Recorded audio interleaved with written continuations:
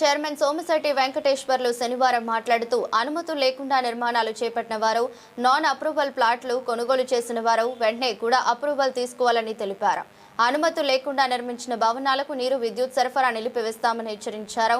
గ్రామీణ ప్రాంతాల్లో రెసిడెన్షియల్ అనుమతులతో వాణిజ్య భవనాలు నిర్మిస్తున్నారని, వాణిజ్య భవనాలు, లాడ్జీలకు తప్పనిసరిగా కూడా అనుమతి అవసరమని పేర్కొన్నారు. అందరికీ నమస్కారం.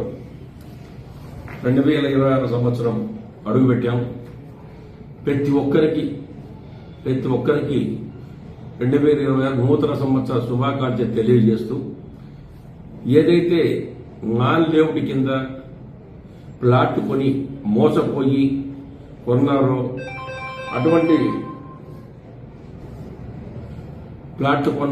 అటువంటి వారికి, అదేవిధంగా ప్రభుత్వ అనుమతులు లేకుండా ఇళ్లు కట్టించారో పూర్తి చేసి అటువంటి వాళ్లకు ప్రభుత్వం ఒక గొప్ప అవకాశం ఇచ్చింది. మీరు ఏదైనా సరే బిల్డింగు ప్రభుత్వ అనుమతులు లేకుండా కట్టుంటే బీపీఎస్ కింద మీరు ఏదన్నా దానికి తగ్గట్టుగా అప్లికేషన్ పెట్టుకొని అర్బన్ డెవలప్మెంట్ ఆఫీస్ అంటే కూడా ఆఫీసులో అప్లికేషన్ పెడితే దానికి సంబంధించిన రుసుము చెల్లించి మీరు రెగ్యులరైజ్ చేసుకోవచ్చు. అదేవిధంగా మోసపోయి అప్రూవల్ లేకుండా నాన్ లేఅవుట్ కొన్నటువంటి ప్లాట్లు కొన్నటువంటి యజమానులు కూడా విజ్ఞప్తి చేస్తున్నాం. అదేవిధంగా నాన్ లేఅవుట్ లేకుండా ప్లాట్ల వ్యాపారం చేసే యజమానులు కూడా నేను చెప్తున్నా, తొందరపడి మీరు ఇటువంటి పరిస్థితుల్లో ఎల్ఆర్ఎస్ రెగ్యులరైజేషన్ చేసుకొని తప్పకుండా చేసుకోండి. తొందరగా, టైం ఎక్కువ లేదు. ఇవి గిన మీరు తొందరలో చేసుకోకుండా మీ ఇష్టం వచ్చినట్టుగా ఏమైతే అని అనుకుంటే నష్టపోతారు.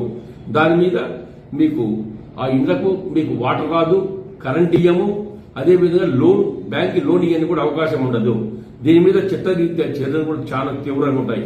అదేవిధంగా నేను చాలా వరకు కర్నూలు జిల్లా కానీ నంద్యాల జిల్లా 2 జిల్లాల్లో పర్యటించడం జరిగింది. అక్కడక్కడ చాలా మంది బిల్డింగ్లు కట్టి, సార్ మేము పర్మిషన్ తీసుకొని కట్టుకున్నాము అంటే, ఎవరు పర్మిషన్ ఇచ్చారు? పంచాయతీ వాళ్ళు అప్రూవల్ ఇచ్చారు మాకు అన్నారు. పంచాయతీ వాళ్లకు కమర్షియల్ గా ఇచ్చేదానికి అధికారం లేదు. కేవలం ఇళ్లు కట్టించుకునేదానికి మాత్రమే ఉంది. అదేవిధంగా ప్లాట్ అప్రూవల్ చేసేదానికి వాళ్ళకి అధికారం లేదు. ప్లాట్ అప్రూవల్ చేయాలంటే కూడా అప్రూవల్ ఉండాలి. కూడా అప్రూవల్ కావాలంటే మీరు ఇమ్మీడియట్ గా మీకు సంబంధించిన లేఅవుట్ లేకుండా కొన్నటువంటి వాళ్ళు కూడా ఎల్ఆర్ఎస్ కింద రుసుము చెల్లించి కూడా ఆఫీసుకు మీరు వెంటనే రెగ్యులరైజ్ చేసుకోండి. ఇవన్నీ చట్టరీత్యా మీరు చేసుకోకపోతే ఇబ్బంది పడతారు. అదేవిధంగా ముఖ్యంగా మంత్రాలయంలో రాఘవేంద్ర స్వామి సన్నిధిలో చాలా మంది నేను చూశాను. అన్ని లాడ్జీ చెక్ చేస్తే ప్రతి లాడ్జీ వాళ్ళు హోమ్ రెసిడెన్స్ అని పెట్టి లాడ్జీ నడుపుతున్నారు. వాళ్ళు హోమ్ రెసిడెన్స్ అని చెప్పేసి అప్రూవల్ తీసుకొని పంచాయతీ వాళ్ళకు దేనికి ఇచ్చింటారు? ఇంటికి ఇస్తే మీరు కింద ఇల్లు పైన రూములు కట్టి లాడ్జీలు నడుపుతున్నారు. అదేవిధంగా కొన్ని లాడ్జీలు పర్మిషన్ లేకుండా కూడా కట్టారు. అటువంటి వారికి విజ్ఞప్తి చేస్తున్నాం, తొందరపడి మీరు ఇమీడియట్ గా బీపీఎస్ స్కీమ్ వచ్చింది కాబట్టి ఖచ్చితంగా తొందరపడి మీరు అర్జెంటుగా దానికి తగ్గట్టు మీ ఇంజనీర్లకు ప్లాన్స్ వేసుకొని దానికి తగ్గటువంటి మీరు రుసుము చెల్లించి కూడా ఆఫీసుకు మీరు రెగ్యులరైజ్ చేసుకోండి.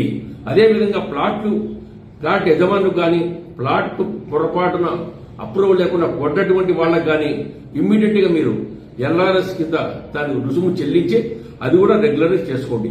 అదేవిధంగా మొన్న వెల్దుర్తి కూడా పోయొచ్చారు. వెల్దుర్తిలో చాలా మంది బిల్డింగులు అంతస్తులు కట్టారు. ఎవరైనా పర్మిషన్ ఇచ్చినారంటే పంచాయతీ అప్రూవల్ చెల్లదు, కమర్షియల్ గా చెల్లదు. ఖచ్చితంగా రేపు కూడా ఆఫీస్కి వచ్చి మీరు రుసుము చెల్లించి రెగ్యులరైజ్ చేసుకోవడం చెప్పడం జరిగింది. నేను మంత్రాలయం ముఖ్యంగా వెల్దుర్తి ఇంకా అక్కడక్కడ కొన్ని ఊర్లలో చాలా రూరల్ ఏరియాలలో చాలా మంది బిల్డింగ్లు కట్టారు తెలియకుండా. ఇమ్మీడియట్ గా ఇది తెలిసిన వెంటనే ఇదంతా ప్రతి ఒక్కరు నేను వీడియో పంపుతున్నాను. ఈ వీడియో పంపి చూడండి.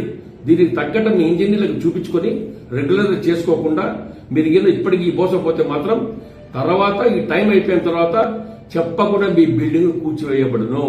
చెప్పకుండా దాని మీద కేసులు ఏదైనా పెట్టచ్చు. ఆ పని తెచ్చుకోవద్దండి. అందుకే మీకు అందరికీ నూతన సంవత్సరంగా మంచి జరగాలి, మీరందరూ బాగుపడాలి, బాగా సంపాదించుకోండి. అదేవిధంగా మంచి జరగాలని ప్రభుత్వాన్ని కూడా మోసం చేయకుండా ప్రభుత్వానికి కట్టవలసిన రుసుము చెల్లించకుండా ప్రభుత్వానికి నష్టం కలిసే విధంగా ఏం చేసినా మిమ్మల్ని వదిలిపెట్టాం. కాబట్టి ఈ రోజు నుంచే మీరు మీ ఇంజనీర్ చూపించుకుని రెగ్యులరైజ్ చేసుకోండి.